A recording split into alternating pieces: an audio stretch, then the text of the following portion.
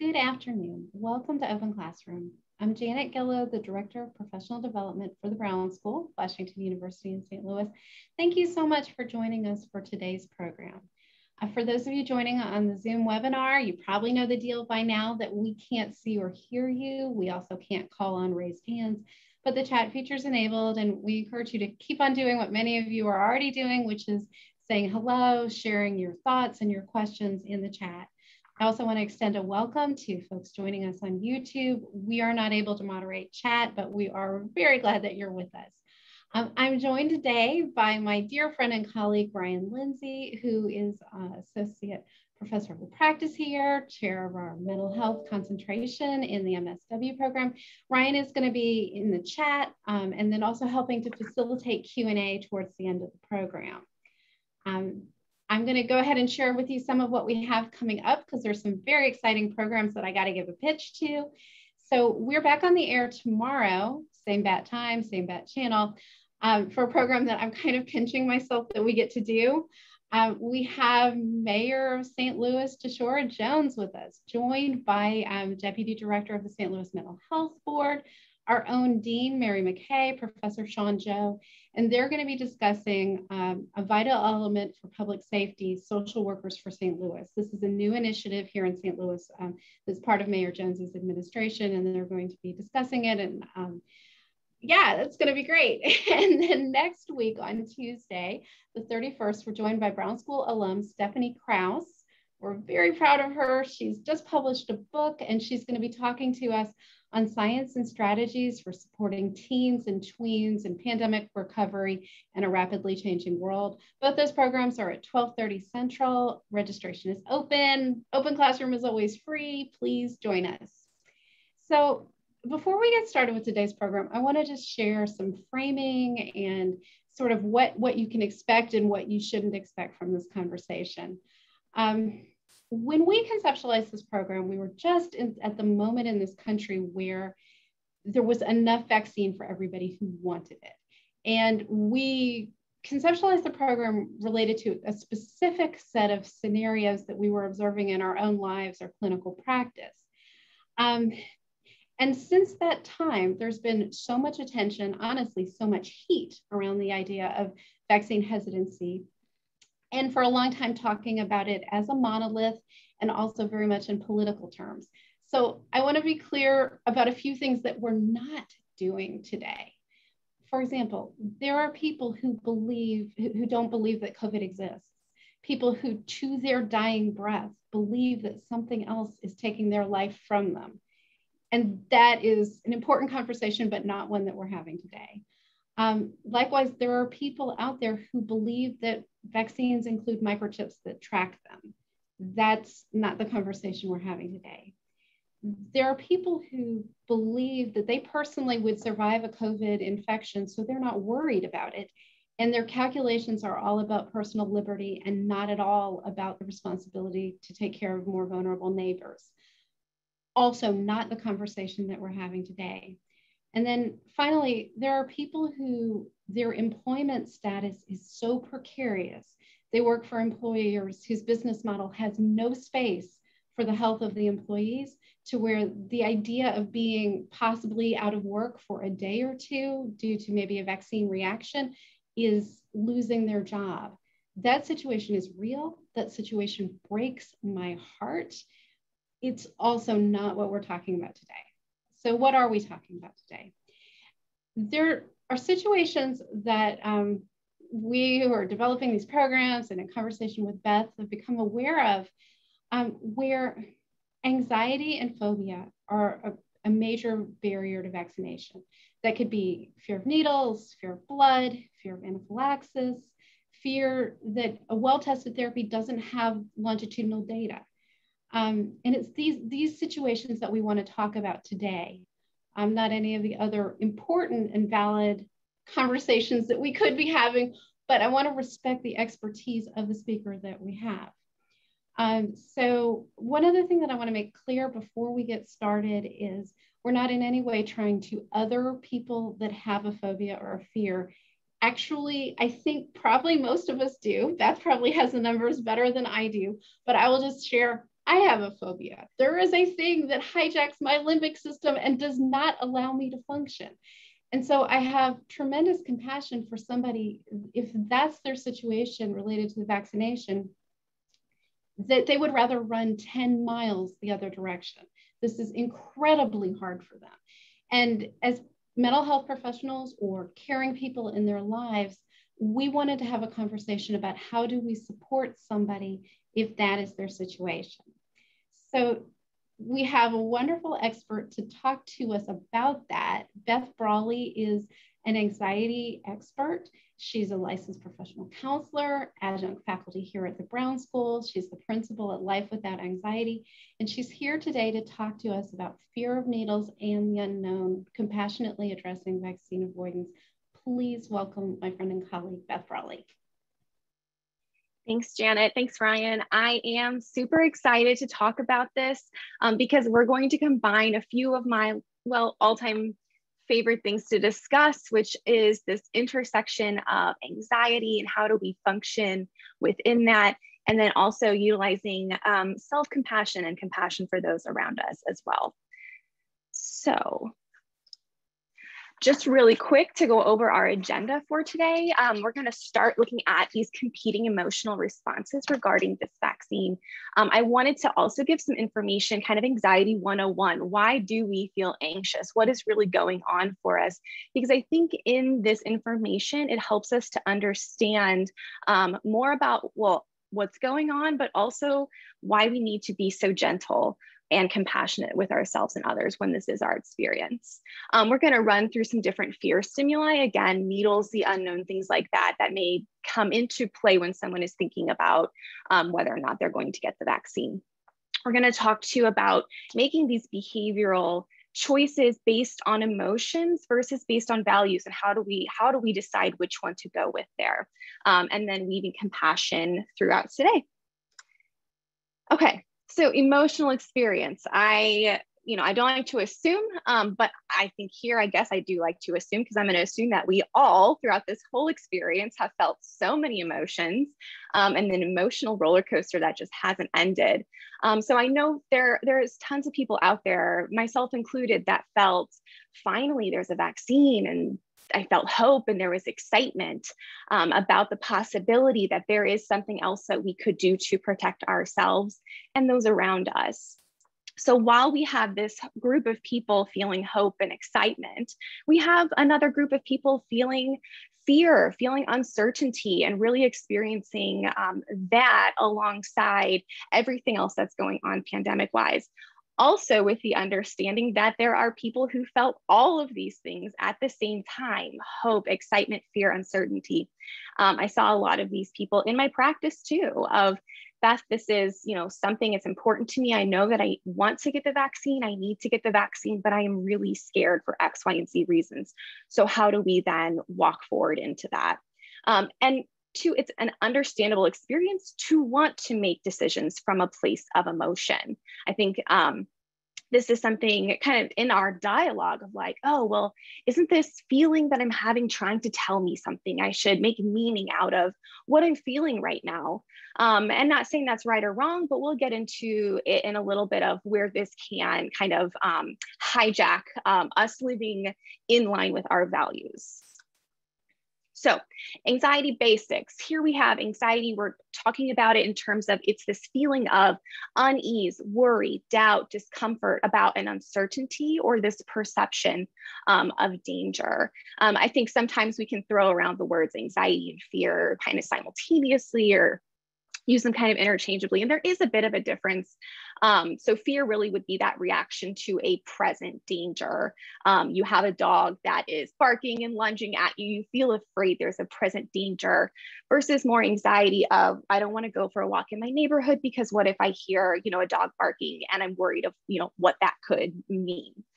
So a little bit of just differentiation there. Now, this really is our brain's way of helping us. Anxiety is not inherently a bad thing. It can be a very helpful motivator. You are, studying for your licensure exam. I know that when I was studying for mine, I don't know if I've ever felt that much anxiety before in my life, who knows, but that was a very anxiety provoking time. And really, that's my brain's way of letting me know, hey, Beth, this is important. This really matters. And so let's really study and do it so that we can do a good job. But when it is then becoming excessive, or if we are using some safety behavior problematic strategies to deal with it, is where we can see that it doesn't allow us to function in our lives the way that we want to and need to. So we want to look at this as, the experience of anxiety is not always accurate. Our feelings aren't facts. So I may feel like something is dangerous, but it may not actually be so. So when we have this experience of anxiety, we feel it in our bodies, we experience it in our minds. It's something that, can be so all encompassing. So when we have this perceived threat stimulus, it really is trying to lead us to some sort of call to action. So looking at kind of groups of people here, those people that are threatened by COVID and felt that that was this threat stimulus, something could happen, then I take safety measures. I mask, I social distance, I wash my hands, I follow CDC guidelines there. And then when we got the vaccine, this group, I'm feeling threatened by COVID. So the vaccine is what, another safety measure that I can take. It's that call to action. But we see too of people threatened by the vaccine or the experience of getting the shot then can lead to that call to action could be in that moment avoidance. So we can see that, all of these groups may feel that threat of COVID, but we see this group of people perceives the additional threats, whichever it may be, and we'll get to kind of some specifics in a bit. Okay. So I won't go too deeply into this, but I did want to share kind of how anxiety kind of thrives and grows, which we see in anxiety disorders all the time. So what we call this the negative reinforcement cycle. And clearly, I'm not an art therapist, so it's not super, creative, but we'll just go with this. So we start up top with this intrusive thought. So this is this thought that pops in my mind. It might be, a what if I have a nasty side effect, or what if ... happens? Well, then I feel anxious because this is a thought that I'm perceiving to be a threat. So what happens after I feel anxiety? Well, then I go to what we call a safety behavior. We may also, in the world of OCD, call these compulsions or rituals. So the safety behaviors are something that I am doing in order to get rid of this experience of anxiety, which then leads to temporary relief. And the key term here is temporary, because what happens is that through this negative reinforcement, through me choosing my behavior, the safety behavior, I then am removing the anxiety, which reinforces that that thought I had was meaningful and valid, and that the next time it pops in my mind, I need to address it similarly. So this is how it's kind of like that cliche cartoon of like the snowball starts at the top of the mountain, and as it goes down the mountain, it gets bigger and bigger. And that's how our anxiety can really thrive through these safety behaviors. So for instance, let's say we have an individual with health anxiety that maybe they're reading scary things on the internet regarding the vaccine. It's really triggering to their own experience of their health. So they keep feeling more and more scared. They're avoiding, they're also reading more things, additional input of misinformation here, which then is kind of like blowing up the danger and making it bigger and bigger over time. So we need to break up with this negative reinforcement cycle. I understand easier said than done, but I really see it as a breakup. It's something that potentially you have felt is helping you or is a good thing for you to have in your life. But ultimately, when we are caught in this cycle, it can easily make our lives smaller and more difficult. So when we resist this urge to perform safety behaviors, we allow ourselves to feel that anxiety and then to continue to function in our lives the way that we want to and need to. Over time, what we're doing is showing our brain that like, hey brain, I appreciate what you're trying to do. You're trying to help me. And that's not a bad thing. Thank you. But actually I have this, I got this, I can do this hard thing. So a lot of times I would say number one safety behavior perhaps in the human race would be probably avoidance. It feels good to avoid scary things. And sometimes I think it can be very, very easy to avoid these scary things. Reassurance seeking, continuously going, perhaps even researching online, things that temporarily make us feel better. We can also have checking, whether that's externally or internally, with a health anxiety checking for physical symptoms. And there's way more than this, but just kind of a couple of safety behaviors that I see pretty frequently. Okay. So what are some fear stimuli here? What are some reasons why individuals who struggle with anxiety may be more hesitant, maybe have been avoidant of the vaccine so far? So fear of needles, something I see very, very frequently. People of all ages, I see a lot of kids with this, but again, anxiety doesn't, anxiety would love to take anyone down. It's not just selective of certain people. So fear of doctor's offices, health anxiety, this fear of the unknown or uncertainty. Humans as a whole don't tend to love uncertainty, which is a big part of this conversation.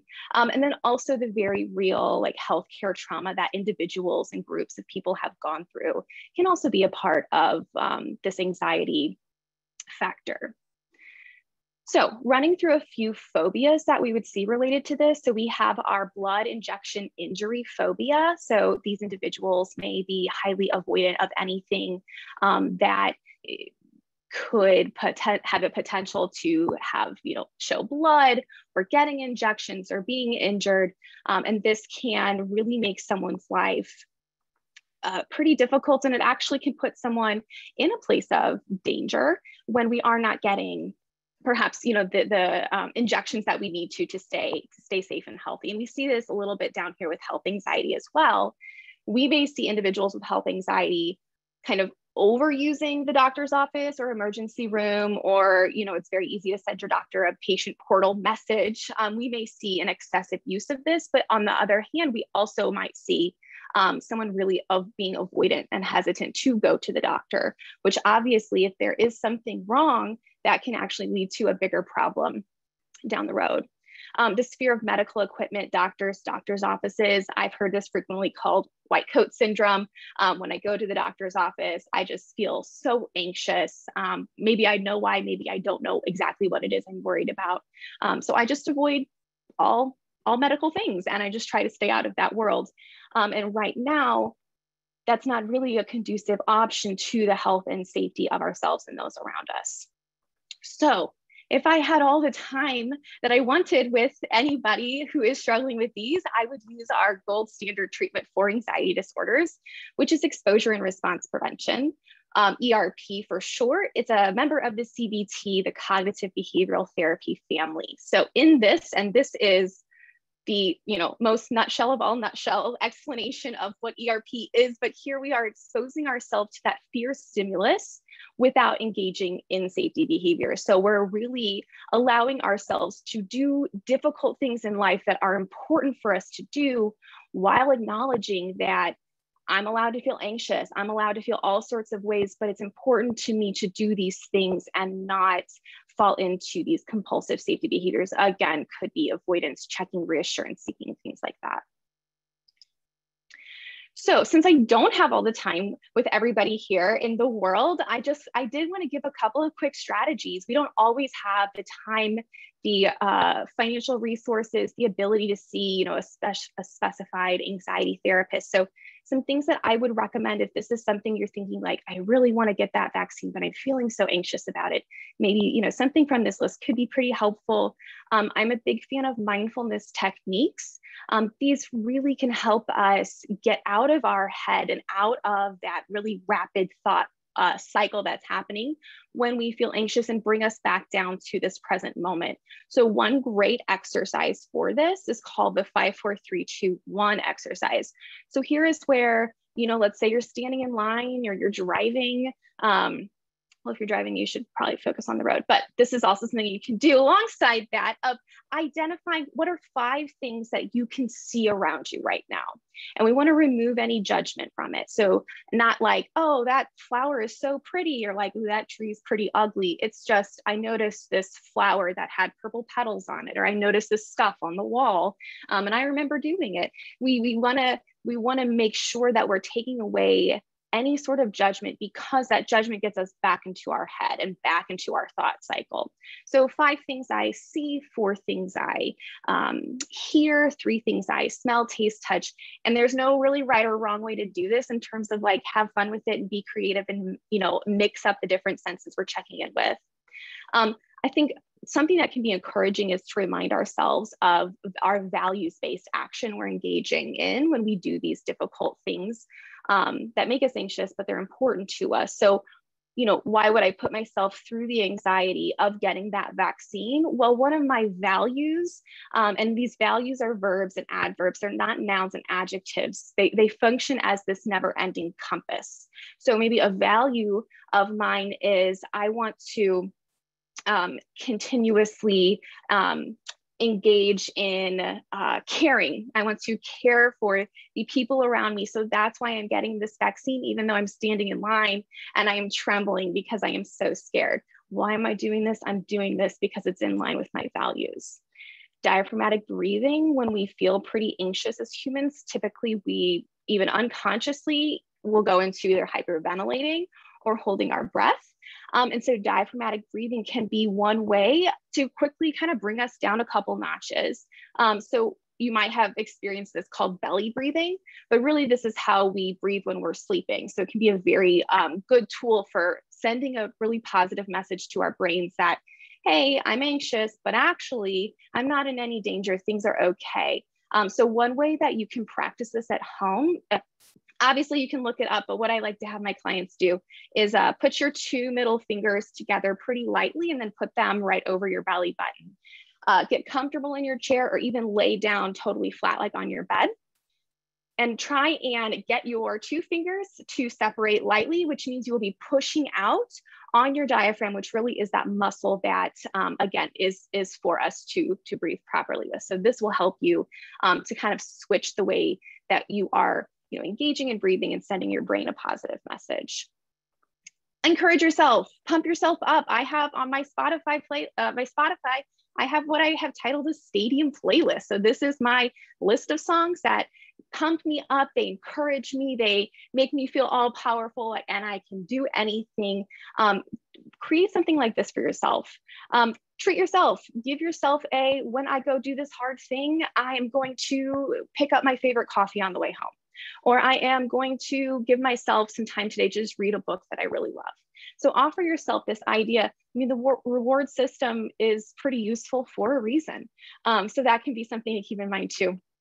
But above all, what I always advocate my clients to do is allow yourself to feel anxious while you do these things. It's not that in order to do this thing, I have to be free of anxiety. That doesn't allow for us to do difficult things that all humans experience this anxiety. So allow yourself to feel anxious. Anxiety cannot hurt you. And also I would say that after you do that difficult thing, that's a beautiful opportunity to just totally love on yourself. Look at how anxious I was. And then I went and did that thing even when I was anxious. That's awesome. That was so cool of me.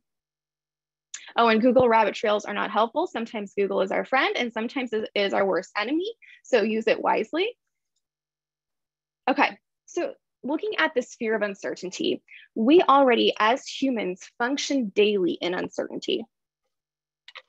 Whether or not even we realize that it's happening, some uncertainty, even though it's still uncertain, we're just not thinking about it. So I've given the example to my clients of like, well, when you drove to, pre-pandemic, when you drove to my office today, did you know for certain that I would be here or that I would remember that we had session? And it's like, well, no, I didn't know for certain, but like I assumed, or I just, trusted you. And that's the idea that, see, even though you didn't know for certain, you still did this thing, whether or not it was difficult, you still did it. So right then and there, we see that, oh yeah, I actually do function daily in this concept. It's just that our anxiety loves to pick on certain kind of areas of uncertainty and kind of shine a spotlight on. This is the uncertainty that you cannot tolerate or handle, even though it is. Okay, so in this, right now, we have easy access to everybody's opinions. I mean, it's very easy to get connected to whether it's like through social media or talking to the people around us.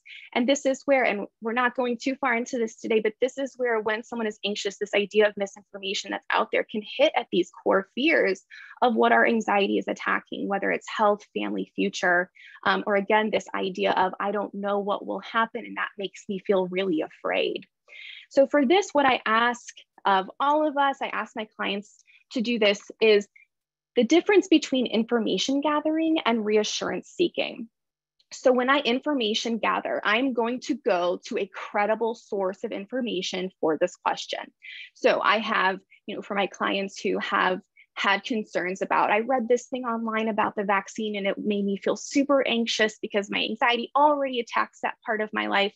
So for that, I ask them to not go and seek this reassurance from people around them who this is not their specialty, but talk to your doctor, talk to the person who, is there to give you that vaccine, and get that information from this reputable source, but then have a one and done mentality. So I get the information that I did not know before. I am going into it open-minded to hear the truth, but then afterwards, I do not go back and ask over and over again. And that is where we kind of cross that line into reassurance seeking then.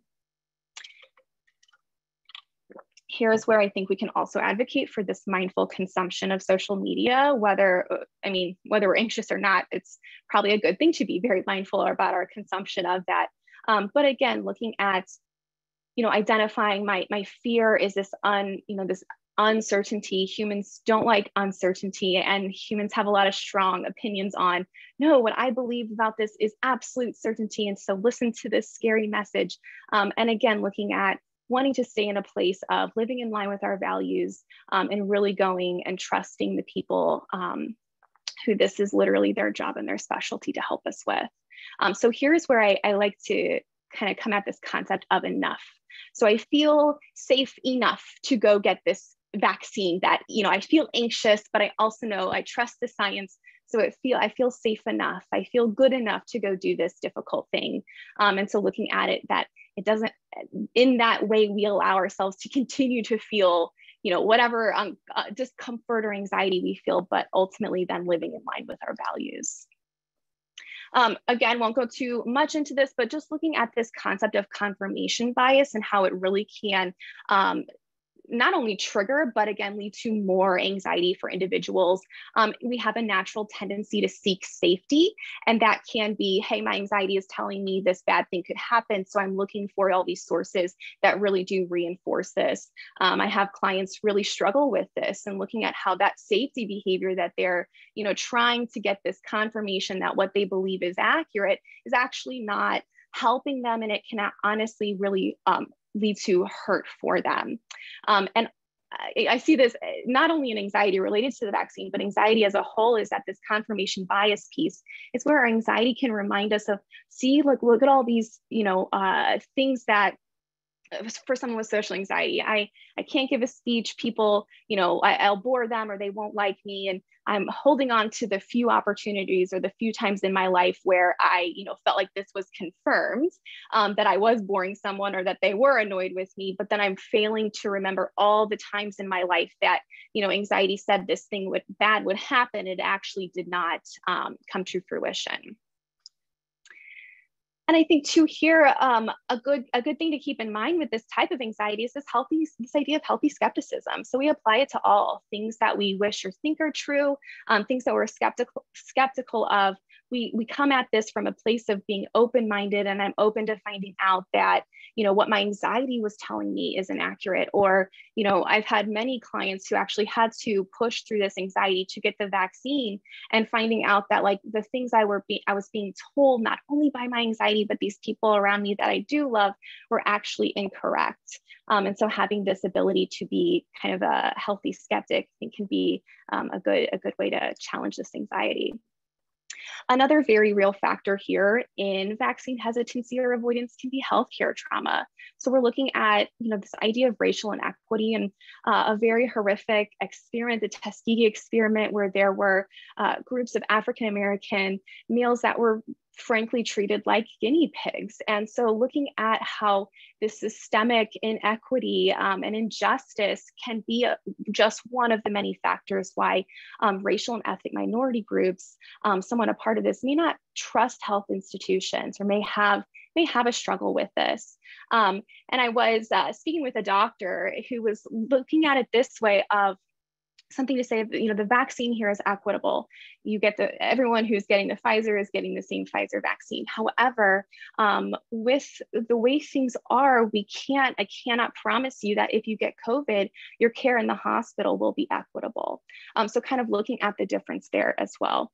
And people who have had, you know, very real kind of traumatic or bad experiences with healthcare providers. I've had individuals who have had anxiety over, you know, I took this medicine in the past and I had a really bad reaction. So now I'm really hesitant and anxious to try a new medication or to get this vaccine. And again, what I say there is, well, then let's talk to, not only can we look at this, you know, and treat it from an anxiety perspective, but let's get really accurate information from your healthcare provider and really trust the information that they're giving us. Okay, then we're moving on to looking at behavior based on emotion. So when we are functioning from a place of emotion, and I wrote feelings there too, because with this, we're not always, it's not always an emotion. So for example, let's say I'm functioning from a place of like, what emotion am I feeling? I am feeling pretty sad. And so I maybe isolate or I, you know, don't allow people to come in and support me.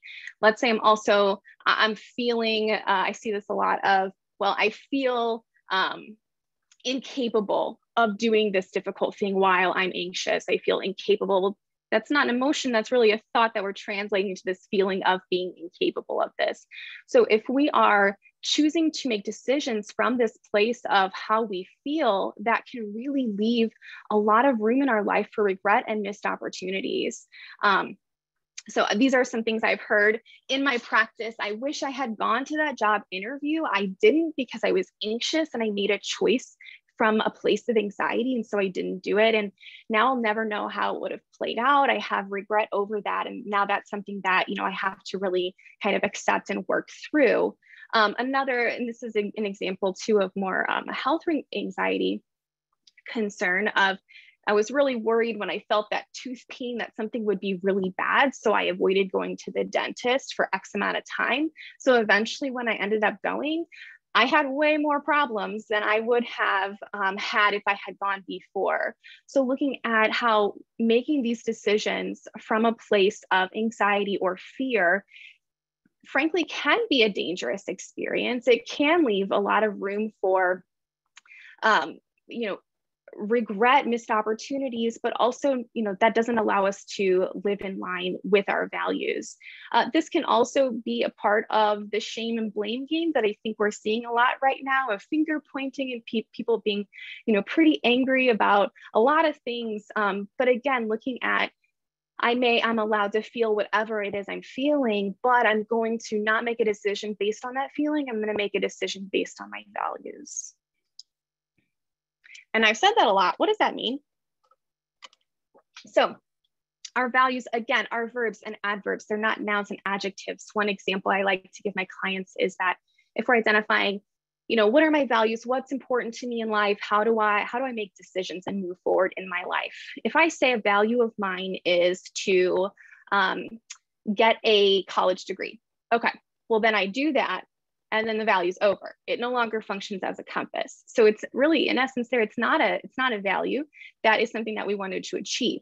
We can flip this though and look at, well, my value is to continuously learn about myself and the world around me. That doesn't have to end. That's something that we can continuously do indefinitely. And that is a part of my value system.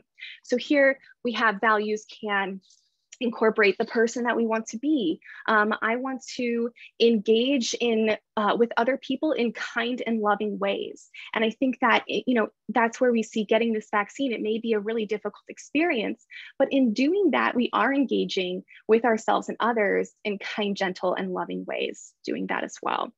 So when we are able to make these decisions based on our values, we are also acknowledging that there is going to be the opportunity to feel pretty anxious and to feel uncomfortable while we do these difficult things. So I think that's where these two go hand in hand of, I'm going to live life in line with my values, which may be going to get this vaccine.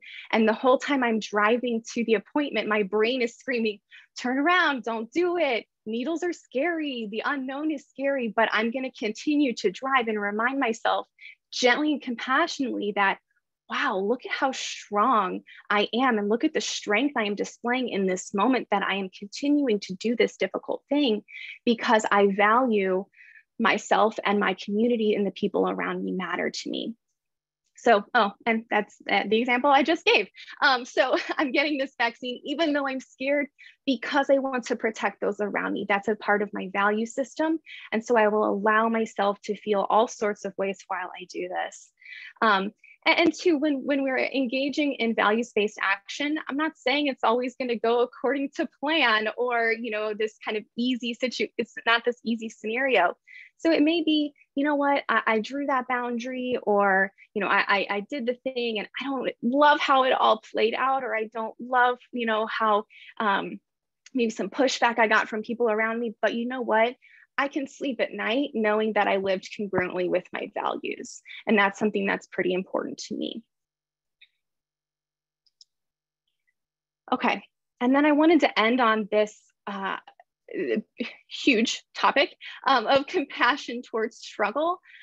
Fear, anxiety, excitement, all of these, what we're all experiencing, are all valid experience. They are our current reality.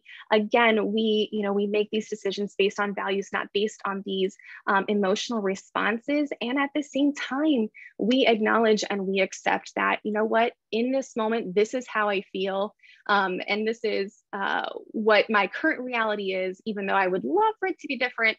That's not in my hands right now. I think that, again, when we look at this idea of feelings are not fact, that is that's a very compassionate way to engage with our own selves and our own brains and our bodies that are trying to alert us of this danger that perhaps is not present. And so looking at not accepting just every single thought that pops in my mind as being factual, or not accepting, you know, that every emotional response I have is inherently meaningful and needs to be attended to.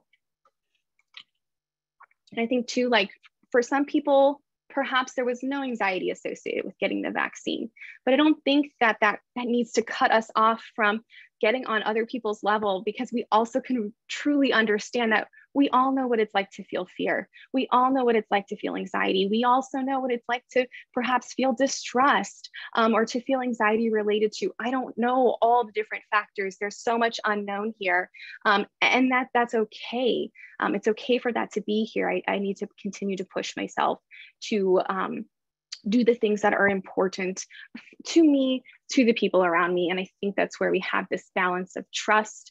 I trust that, you know, my healthcare provider has my best interest at heart. I trust that I have the ability to do difficult things and to take care of myself and those around me, and balancing that with this place of a healthy skepticism. But again, looking at, I am allowed to make decisions even when I have uncertainty still present, because I'm not sure. I think maybe the only absolute certainty in life is that at some point we all pass away.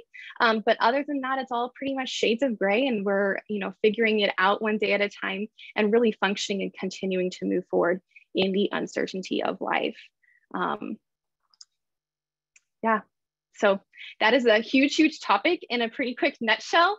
But I would love to see what kind of questions we have or what we can talk about related to that. Well, while I prompt our audience to submit some questions into the chat, I was thinking a little bit about, and I mentioned a little bit in the chat a little earlier about the difference between symptom management and then, you know, when to know to seek maybe a more formalized intervention to help address the setting off of the symptoms in the beginning. And so to look at what's more prevention, what's more symptom management, and where does the treatment kind of lie? That is a fantastic question. And I think what we want to look at here is kind of that idea of functionality. Is this something that I'm feeling pretty anxious about? Symptom management, I can utilize some of these, kind of quick tools, and function in a way that, I'm able to go get my vaccine, or I'm able to go get, the appropriate care that I need. Or does it feel like this is all consuming? Does this feel like this is causing me to not be able to function in my life, to the degree that, I want to be able to? I think, something that I think is a little bit not new, but newer to the conversation is, if there's mandates and I don't want to lose my job because of my anxiety related to getting the vaccine. So then, like, how do I push myself and help myself function in the way that I need to? My job's important to me, the vaccine's important to me. But so far, my anxiety has really been the reason why I have not been, getting it or doing these things. So I always like to look at, what's the functioning piece here? And where does that need to look at, needing additional help? Thank you so much. Tremendous amount of information you covered, and really just great context super quickly. So the question that I would love to ask you, or something I'd like to ask you to comment on, I find for myself that to admit that I'm afraid, particularly to admit that I'm afraid when I know maybe that fear is not grounded in a completely, rational, the numbers don't, I'm disproportionately afraid to the situation. That's a vulnerable place to be. And vulnerability is something that I personally have worked on a lot. So it's getting easier and easier to, sort of love myself, warts and all, and appreciate that the people around me don't need me to be strong all the time. But not everybody is there. Or we're all at different places on that journey. And I'm wondering if someone, by the time you can articulate that you're afraid, I think you may be halfway to a solution if your fear is holding you back. But for people who can't or won't articulate that they're afraid, or if there's someone in your life that you suspect that may be what's going on, but it's not on the table yet, do you have any thoughts or suggestions? Because it seems to me that sometimes anxiety presents as anger, hostility, or other kinds of resistance, rather than just like, I'm really scared and I don't want to do it. So anything that you'd like to share about that? Thank you. Yeah, I think this is a great question too. I like to look at anger really as more of a secondary emotion. There's something underneath that anger. I think anger, for not everybody, but for a lot of people, can be that emotion or that experience that feels safer to display. And, perhaps in that too, I can actually, in my anger, push people away so that I don't have to confront perhaps the underlying fear or sadness or whatever anxiety, nervousness is underneath that anger, that perhaps may feel safer. It's kind of like a protective shell almost. But in that, we also don't get the support that may be really beneficial, or maybe actually, someone may be very, very willing to support us, but we've been so far kind of pushing them away with that anger. And so one of my, if I had $1 for every time I've said this, I would have so many dollars of like, what are you concerned would happen if you ... or if you, I would say too, as an anxiety therapist, I say, what are you worried would happen? What are you worried will happen if you go and get the vaccine? And kind of get to closer to that core fear here. But for anger, we can ask that too of, okay, like, what are you concerned about with this situation? Or what are you concerned would happen if you did go and get that vaccine?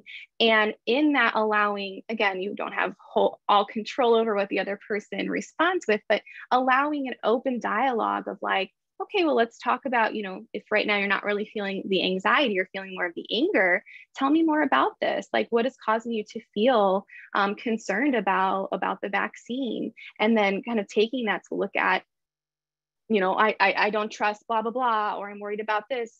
I can totally get on that level of like, I know what it's like to be afraid, and that sucks. Like, of course you feel this way. That makes a lot of sense. Is this something that like you feel comfortable talking to me about today? And then allowing, creating space for that person who may have previously not been, maybe they weren't even aware that really they were feeling afraid. Maybe they didn't know that they were in a safe environment to share that if they did know. Thanks, Beth. I have a question from one of our audience members, and it's really about how do we support someone who has showed up, has a needle phobia, shows up to a vaccine event, fills out paperwork, and then at the last minute, leaves and isn't able to fully go through that process. How do you support someone who wants to get vaccinated, got that far, but wasn't able to fully, execute on that action or behavior? Okay, fantastic question. And actually, I have had clients who have experienced this very thing. And I think first off, it's validating that, like, one, I can totally understand why you would run away last minute, even though you had gone through all those steps, because all those steps actually got you closer to your anxiety trigger. I think validation is a beautiful thing. And then I think looking too at, this compassionate stance of like, I'm on board with you. I want you to get the vaccine too, because I want you to be safe. Ask them, how can I support you? They may know, hey, I need a distraction. Can I talk to you on the phone while I'm standing in line? They may not know. Sometimes we don't know what kind of support we want or we need, and that's okay too. I think that's a beautiful opportunity to have a conversation about, I have your back. Maybe I can't be there with you in person, but is there a way, can I call you afterwards? Can you call me when you get back to the car? Could we, meet up together afterwards and do something, or just communicate, let's FaceTime afterwards, but allowing kind of that support to be kind of layered in that. But I think one of the biggest pieces here is also looking at reminding, hey friend, I know that you want to get the vaccine for X, Y, and Z reasons. So let's remember, let's focus on that. How can I help you remember or remind you that, hey, remember you're doing this for yourself and your children and your neighbors and the people that you don't even know out there, but they are more vulnerable. And so they need you to be protected as well. So I think too, looking at that place of values can be a huge motivator. Great. Well, Beth, I just want to reflect to you a couple things that are going on in the chat. One, we've had some people disclosing sort of, strategies they've used to overcome some of their own anxieties, like, relying on friends and colleagues to go with them for situations that they were nervous about. Love that sharing that we're doing. Also, we have had a request to share this PowerPoint, and I just wanted to ask you whether that was all right with you if we post this PowerPoint to the website. Oh yeah. Okay, then I'm going to throw a link into the chat. There's a resources part of the Open Classroom website. It's where we can house everything like this that presenters want to make available to our audience, and I'll get it posted by later this afternoon. Thank you for that. Of course. Beth, I'm wondering if you could speak a little bit to kind of going back to fear. Fear causes us to avoid, and yes. So like if we're afraid and, our loved ones, family members, coworkers, if we notice that they're afraid and maybe they're afraid in a way that, we're wanting to help them move through that fear, but they tend to shut down the conversation. Like as a support person, how do you help somebody move towards something they fear, knowing that, fear really does cause us to shut down and to kind of run away from things? Yeah. I mean, that's a great point too, because I think, it sounds like there's also so much compassion happening in the chat, which is really cool, of like, how can I help these people that I really care about and really love, and I want them to be safe. And I think too, that kind of avoidance of even going into our own feelings of, we have people that we want to support, but they may not be in a place that, they're feeling able or willing to really talk about, the fear. And for that, and I'm coming at this too from a therapist perspective, I would even question, well, hey, what are you worried would happen if we talked about this? Is there a concern there? Is there, what's the worry of if you weren't to maybe not put it this bluntly, but weren't to shut down and not have this conversation. But how can I support you even in talking about this? What do you need from me? And perhaps in that moment, it's not going to happen. But, you know, allowing to, I think, verbalizing that I love you, I care about you. I want, you know, if you ever want to have this conversation, I would love to talk with you about this and help you with this. So my door is always open, and just allowing that, you know, that compassionate response of if today is not the day to talk about this, I respect that boundary you're setting. And at the same time, this is really an important topic. So I am here for you whenever you are ready to discuss this. That's great. It's hard to be patient though. Humans, we don't like that. We want to change things now. And I think too, that's a really good opportunity for us to check in with our own selves of like, what's coming up for me with this person, feeling hesitant, being avoidant, not getting it. And how can I make sure that I'm not how can I make sure I'm not making choices right now based on frustration I may feel, or anger I may feel, or fear that I may feel. And so kind of, again, reminding ourselves that I'm going to choose some values-based action right now instead of emotion-based action. Wanted to invite you, based on a question that was in the chat, to just expand a little bit more on the idea of medical trauma as a reason that some folks are feeling resistant to getting the vaccine. For people that aren't familiar with the term, just to talk through a little bit what that might be, and then as a therapist, what is possible to do to help someone overcome an adverse experience in the past that is now having real impact in their choices right now. Yeah, that's a great question. So I think looking at, you know, for individuals and whatever the traumatic experience was for them, again, validating that, hey, this was very real. This really, this was a very real experience for you. This was a really scary or traumatic, upsetting experience. So it would make sense then, again, it's your brain trying to help you out here by kind of painting this, this picture of, well, then I am not safe with any medical professional, or I am not safe with any sort of medical intervention, and looking at how, that the trauma piece doesn't necessarily indicate that every medical provider out there will function the same way.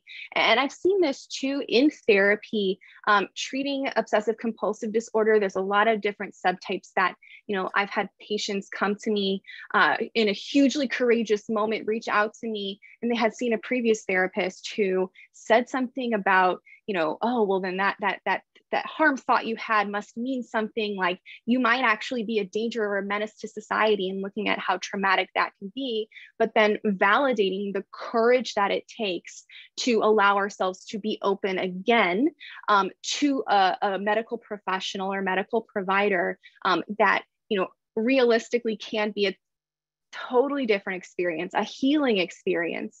I haven't trusted medical professionals, and then I had a more positive experience with getting this vaccine. I think too, something that I've had my clients share, and this has been with the vaccine, but also outside of it, talking to the person who is the medical provider who's giving you the shot in that moment, and being vulnerable about, this is really hard for me. I'm actually feeling really anxious about this. And I don't make promises I can't keep. So I don't make a lot of promises in therapy, but I have to promise that you're not the first person that they've experienced who has felt anxiety about the procedure or about the vaccine or whatever it is. So, even in that, we're allowing someone that we just met, or maybe it is an established medical provider, we're allowing them to also support us in doing something that is important, while also understanding that, like, this doesn't negate or erase the trauma that I have been through, but this does show me another option, and this does show me that, not every experience will be like that. So helpful. So I am looking at the time, and one thing that I know is that Ryan needs to go orient some new MSW students here at the Brown School. So I really want to thank you for helping to moderate the Q&A and just all the wonderful resources that you put in. But I know that we can't have you be late, so thanks, Ryan. And Beth, we're hitting that point where we're kind of to last question.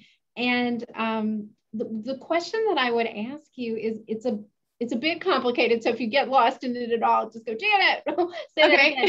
But it occurs to me that our audience, it probably represents a few different buckets of people, or people with different experiences and relationships to this topic.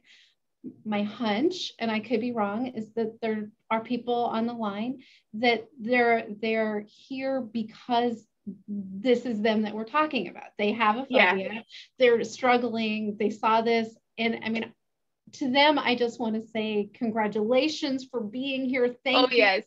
And, you know, a big step, and that being here is significant. So there's sort of like, what will we say to them? But also, there's probably people that are here because, and this is, for me, was actually kind of the origin of the program, reaching out to you, was somebody in your life that you're concerned that they're not living within their values, or you're scared of the way they're putting themselves in jeopardy, and you're trying to help them affect a change. There are probably mental health professionals like you who are seeing people that are struggling around this. And then there are probably healthcare providers who are trying to, in the moment, counsel people that they don't have an ongoing relationship with. There are probably other experiences too, but those strike me as like 4 biggies.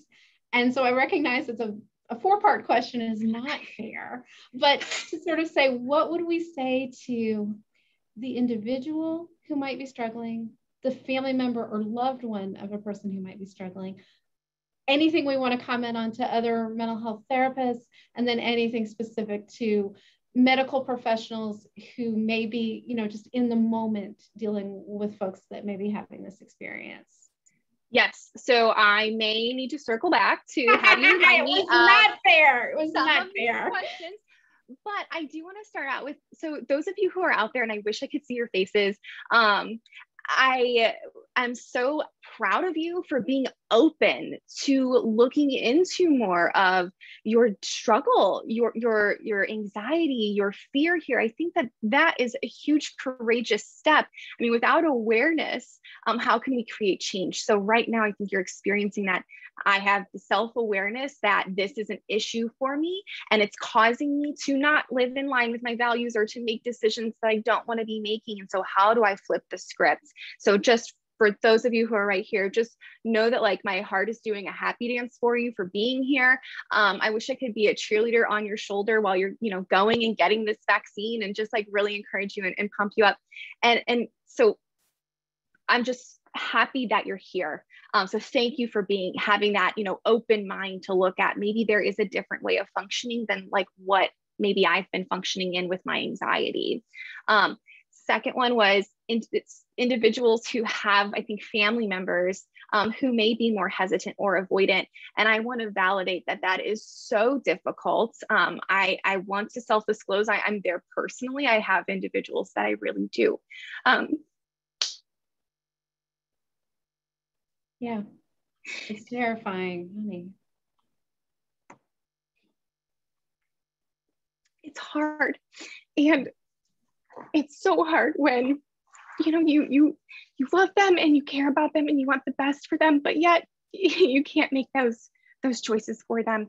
And so I think one thing there is clearly knowing that you're not alone, and all your emotion related to that is okay. And I think, you know, keep in mind that like, that's where I want you to be compassionate for your own experience of this as well. We can, you know, leave that door open for them.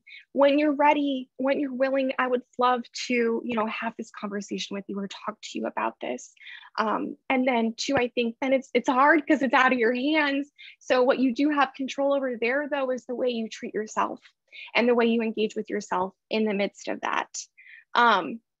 Medical providers who are, Janet, third one was medical providers who are treating hesitancy. Yeah. Okay. I also just want to validate too that, you know, that can be pretty difficult. And I think, you know, I think that we have this really beautiful opportunity, like as a medical provider, I'm a therapist, so I have these relationships with my clients where, you know, we can be a really trusted resource for them. I've had, you know, I've told my clients too, my inbox is always open. So whenever you experience this success, you want to celebrate. Hey, Beth, it was really hard, but I went and did that thing. And then you shoot me an email afterwards and we celebrate it together the next time we have session. That's awesome. If you also are just like, you know what, I'm feeling so many feelings and so many anxious thoughts, I just kind of need to get them out of my head and let this person know. I think that's where we have a kind of really cool opportunity for our clients, for our patients there.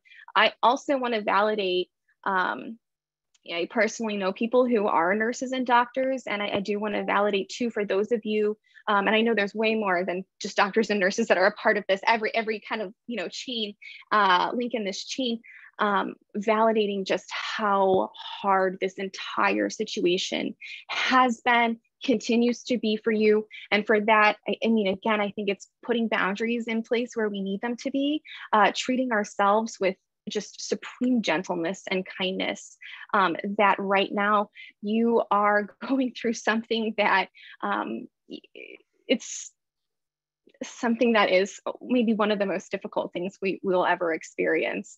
I've talked to a few colleagues about, you know, when we're in grad school and we're looking at becoming a social worker or a licensed professional counselor, there isn't a pandemic class.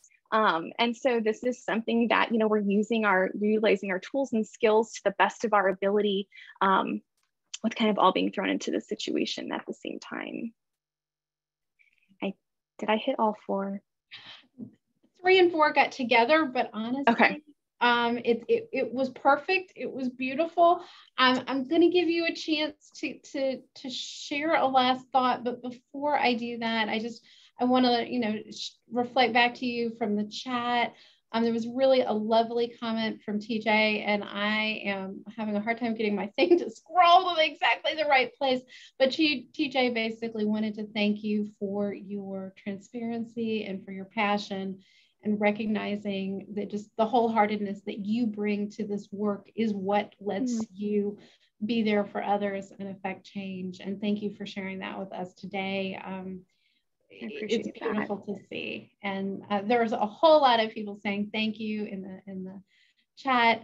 And we are at time. So Beth, I want to leave like nearly the last word to you. I'll say goodbye at the end, but what thought would you like to leave this audience with? Well, I just want to say again, I wish I could see everyone's faces and like thank you face to face, but just thank you for coming and showing up, and, you know, having the compassion I heard in the chat was beautiful, and just knowing that there are these people out there in the world who care about themselves, care about the people around them. Such a beautiful thing, and I feel so grateful to get to be a part of it. And I also want to remind every single person out there that you can do difficult things. And that is something that I remind myself of when I am doing the thing that is making me shake and making me scared. I remind myself that, hey, Beth, you know what? You're allowed to be afraid, and yet you can do difficult things. So go do this difficult thing. So I want to just encourage you all to keep reminding yourself that you are capable of that. I love that. Beth, thank you so much for the time that went into preparing this, for sharing your expertise with us today. To the audience, it really has been a joy to see your questions and comments and the way you've supported each other and you know, shared your own experiences.